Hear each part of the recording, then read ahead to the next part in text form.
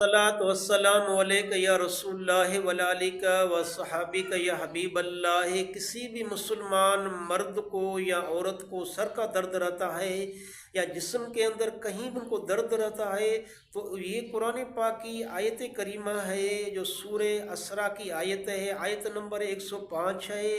روزانہ 3 مرتبہ پڑھ کر دم کیا کریں، 40 دن تک یہ عمل کر لیں، اللہ رب العالمین ضرور آپ کو اس موذی مرض سے صحت عطا فرما دے گا۔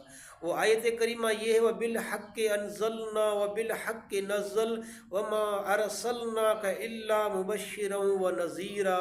یہ آیت کریمہ سورہ اسراء کی آیت نمبر 105 روزانہ 3 مرتبہ پڑھ کر، جہاں پہ آپ کو سر میں درد ہے، جسم کے اندر درد ہے، روزانہ پڑھ کر یہ عمل کریں، 41 دن تک 40 دن کا عمل کریں، اللہ رب العالمین ضرور آپ کو صحت عطا فرما دے گا اور اسی موذی مرض سے آپ کو رب العالمین نجات عطا فرما دے گا۔